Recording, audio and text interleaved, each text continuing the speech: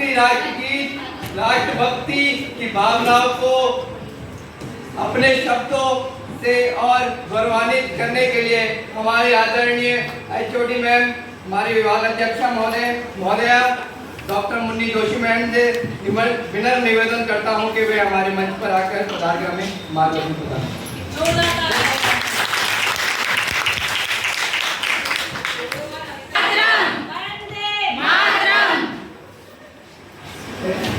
आज के इस कार्यक्रम में कार्यक्रम के हमारे सेक्टर समस्त विभाग के यहाँ पर उपस्थित शिक्षक थे वर्तमान में और हमारे प्यारे साथियों, जैसा कि हम लोग जो है यहाँ पर स्वतंत्रता की जो है आज हम संस्कार करा रहे हैं, यहाँ पर हम मना रहे हैं। तो सामने भी आपको बताया, क्या सभी जानते हैं, हम सभी जानते हैं कि ये आज़ादी हमें बहुत मुश्किल से मिली। इस आज़ादी का महत्व उन्होंने आपको कॉमर्स की भाषा में समझाया। आधी बात समझ में, मैं आपको दर्शन की भाषा में या आध्यात्मिक चिंतन की भाषा में समझाना क्या है। आप तो समझे हुए लोग हैं और बहुत अच्छी तरीके से जानते हैं क्या है आज़ादी और इसका क्या महत्व है। सबसे बड़ी बात है, हम आज़ाद तो हुए हैं, लेकिन हमारे विचारों की जो आज़ादी है वो हमें, क्योंकि हमारे कहीं न कहीं हमारी जो विचारधारा है उस विचारधारा में परिवर्तन नहीं हुआ है। हम अभी विचार से क्या है, अभी भी हम गुलाम मानसिकता के गुलाम हैं अभी। तो हमें सबसे पहले अपने विचारों में परिवर्तन करना है। बहुत जिसे कहते हैं कि हम ब्रॉड माइंडेड हैं। ब्रॉड माइंडेड किस ओर में होना है, वो आपकी मॉडर्नाइज तरीके से, या आप बहुत अच्छा ड्रेसिंग सेंस है आपका, उस ड्रेसिंग सेंस के माध्यम से आप अपने आप को मॉडर्नाइज कहते हैं, या आप बहुत अच्छी हाई फाई वाली इंग्लिश बोल लेते हैं तो वो आप इंग्लिश उसमें आप मॉडर्नाइज अपने आप को कहते हैं। तो मॉडर्नाइजेशन का या इसका क्या महत्व है। हमें सबसे बड़ी बात है विचारों की आधुनिकता कैसी होनी चाहिए, विचारों की आधुनिकता, हमें परिवर्तन करना है। और वाकई में इस समय समाज में हम बात तो करते हैं, संविधान की बात करते हैं, संविधान की समानता का अधिकार होना चाहिए, शोषण के विरुद्ध अधिकार, धार्मिक स्वतंत्रता का अधिकार है ना, मौलिकता का अधिकार, सारे अधिकार हैं हमारे, इसलिए मौलिक अधिकार है। लेकिन हमारे क्या हम वो सारे अधिकार हमको मिल पाते हैं, क्या हमारे साथ ऐसा कुछ होता है? नहीं है। आज भी कहीं न कहीं हमें असमानता है। एकता की बात जब हम कर रहे हैं तो सबसे पहले जरूरी है कि हम हर किसी को समान दृष्टि से समान महत्व दें, तभी हम उस बात को चरितार्थ कर पाएंगे, अन्यथा की दृष्टि में नहीं। आप समाज देखिए कितना बचा है, चाहे वो कोई भी किसी भी स्तर पर आप ले लीजिए, समाज हर जगह बटा हुआ है। तो यही हमारी पिछड़ेपन का या जो विकासशील राष्ट्र है इस श्रेणी का सबसे बड़ा कारण यही है कि हम किस कारण पिछड़े है या नहीं है, इसका सबसे बड़ा फैक्टर। क्योंकि अगर हमारे विचारों में परिवर्तन होगा और हम सबको इक्वल राइट्स देंगे और हर किसी को हम समान दृष्टि से उसको बराबर का हक देते हैं, तो तब जाके हम ये देखते कि ये गरीब है या अमीर है। अगर आपको करना है तो एक बैलेंस है, क्योंकि अमीर अमीर होता चला जा रहा है और गरीब गरीब होता चला जा रहा है। और मध्यम वर्ग जो है वो मध्यम वर्ग तो कहीं करता ही नहीं, उसको ना वो ऊपर जा सकता है ना वो नीचे जा सकता है, उसको हर चीज में क्या करना पड़ता है, कॉम्प्रोमाइज करना पड़ता है, नहीं करना पड़ता है। तो वो सारी चीजें हैं। तो ऐसे समय में हमें जो हम बात कर रहे हैं कि सोच में परिवर्तन करना जरूरी है, तभी हम वास्तव में जो है आज़ादी का असली महत्व समझ पाएंगे। क्योंकि हम हर किसी को इक्वल राइट्स देकर उसको भी जीने का अधिकार देंगे, हम उसको जीने का अधिकार नहीं देते हैं।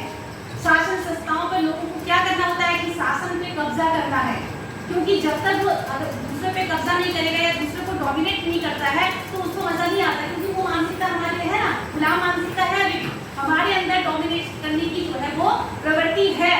हम अपने से छोटे को हमेशा क्या करने की कोशिश करते हैं, डोमिनेट करने की कोशिश करते हैं। हम ये नहीं सोचते कि भाई हर किसी का अपना लेवल पर काम होता है। ऐसा नहीं कि जो हायर पद पर बैठा है उसका अपना काम है, तो दायित्व है उसका, वो उसकी योग्यता के अनुसार उसको मिला। ऐसे ही जो निम्न वर्ग पर काम कर रहा है उसका वो दायित्व, वो भी अपनी क्या कर रहा है, अपनी योग्यता के अनुसार कार्य कर रहा है। तो बहुत सारी ऐसी चीजें हैं जिनको हमें समझना है, तभी जाके एक युवा पीढ़ी जो है परिवार में क्या कर सकती है, परिवर्तन ला सकती है। सुनने वाले भी रोज हम सुनाते ही रहते हैं, परिवर्तन लाना न लाना ये सब हमारे अपनी विचारों की बातें हैं। इसी पे मैं तुमको एक छोटा सा संदेश में देना चाहती हूँ, एक गीत के माध्यम से ही दूंगी मैं तुम्हें। मैं इसको लिख के लाई हूँ, मुझे याद हुई है, तो उसको सुनिएगा और इसकी शब्दों की जो का महत्व है उस महत्व को समझिए कि हम वास्तव में हमें क्या करना चाहिए।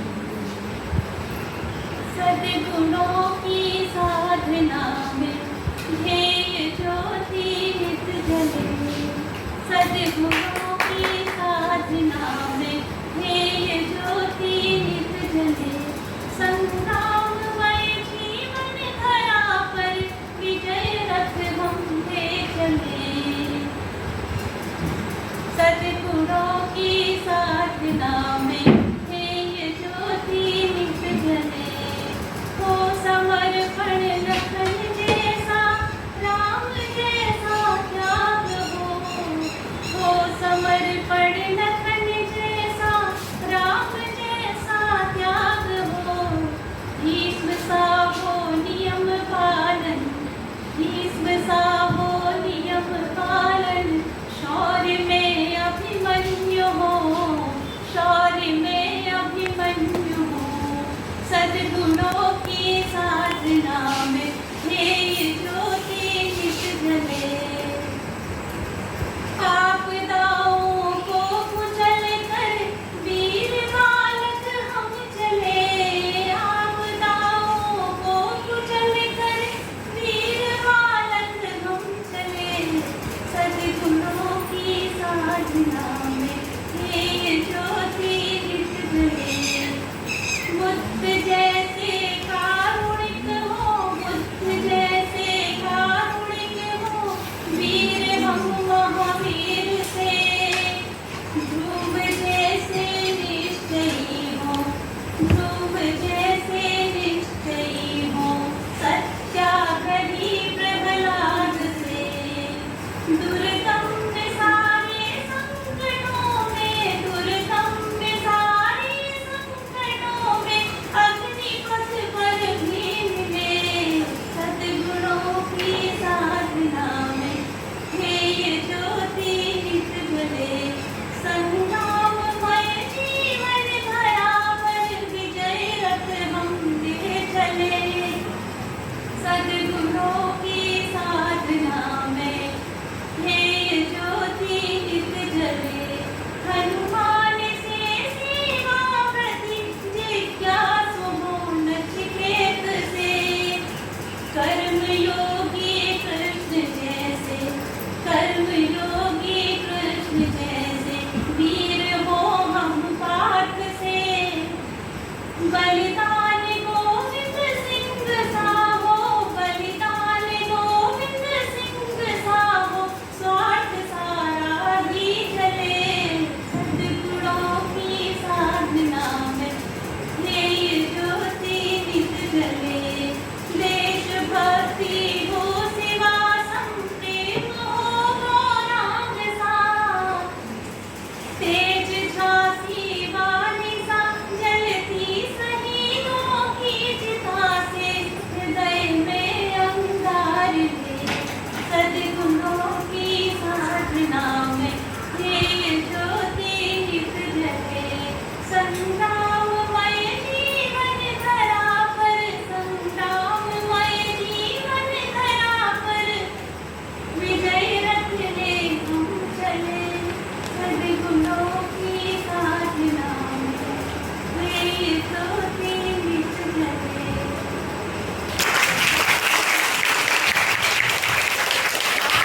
अपने जीवन में क्या करना है, कैसे करना है, इस गीत के माध्यम से या इन शब्दों के माध्यम से आप सीख सकते हैं कि हमें कैसा क्या करना है। कि राम राज्य लाने की बात तो हम करते हैं ना, तो राम राज्य कैसे आएगा जब राम जैसा त्याग हमारे अंदर है। राम राज्य का मतलब क्या है? राम एक विचार है।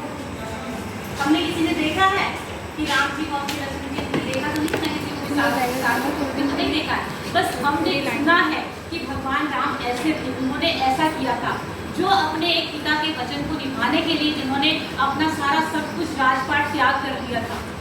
उनमें कई का त्याग है, उसमें भरत का त्याग है, उसमें लक्ष्मण का त्याग है, उसमें उर्मिला का त्याग है, भरत की पत्नी जो उनका त्याग है, किसका त्याग नहीं है उसमें? तो वो सारी उसमें केकई का भी रोल था, लेकिन केकई का जो त्याग है वो किसी को समझ में नहीं आया। केकई ने भगवान राम को, मतलब कि ये सारी जो एक सृष्टि की जो विधा बनी हुई थी उसके कारण मैं स्वयं को समाज के सामने जो है अपने अपमानित होने को भी उन्होंने स्वीकार किया। ये क्या वो नहीं जानती थी कि मैं अगर राम को यहाँ से वो कर दूंगी, बनवा दूंगी, तो उनकी जनता क्या करेगी? तो मतलब कहने का तात्पर्य ये है कि हमें इस अपने दर्शन से, अपने जो हमारे धार्मिक ग्रंथ हैं वो कहीं भी किसी भी धर्म का हो, जो अगर हमें अच्छी शिक्षा दे रहा है तो हमें उसको अपने जीवन में आत्मसात करना चाहिए, उसको लागू करना चाहिए। जब हम ये सब कुछ करेंगे तभी जाके हम एक वास्तव में स्वतंत्रता के महत्व को हम सीख पाएंगे, क्योंकि हम सबको समान दृष्टि से देखेंगे तो ही हम राम राज्य की स्थापना करेंगे, तभी हमारा भारत विकसित होना। क्या ये नहीं कि हम बहुत अच्छा धन धान्य से परिपूर्ण होना अच्छी बात है, लेकिन विचारों और संस्कृति से परिपूर्ण होना भी अति आवश्यक है, तभी जाके आपके विश्व गुरु की श्रेणी में आप आ सकते हैं। इन्हीं शब्दों के साथ में एक बार पुनः सभी लोगों का बहुत बहुत हार्दिक धन्यवाद। बहुत बहुत सभी लोगों ने अपना एक शॉर्ट नोटिस पे सारे कार्यक्रम पे यहाँ पर आयोजित किया है, सहयोग किया है और बहुत अच्छा कार्यक्रम रहा है, इसलिए सुंदर का प्राचार्य महोदय जो है आपके लिए इनाम के रूप में जो है 500 रुपये की राशि भी यहाँ पर हमको देके गए हैं। एक मतलब ये है कि अपनी मीटिंग है पर बहुत अच्छा रहा। इन्हीं के साथ एक बार फिर से हम नारा लगाएंगे, भारत माता की जय, भारत माता की जय, वंदे मातरम, वंदे मातरम। एक बार और जोरदार तालियां मैम के लिए, छोटी मैम के लिए। तारों की भाषा भारत ने दुनिया को पहले सिखलाई, देता न दशमलव भारत तो चांद पे जाना मुश्किल था, धरती और चांद की दूरी का अंदाजा लगाना मुश्किल था। सभ्यता जहाँ पहले आई, पहले जन्मी थी जहाँ पे कला, अपना भारत वो भारत है, इसके पीछे संसार चला, संसार चला और आगे बढ़ा। भगवान करे और बढ़े, बढ़ता ही रहे और फूले फले, बढ़ता ही रहे और फूले फले, बढ़ता ही रहे और फूले फले। थोड़ा हमारे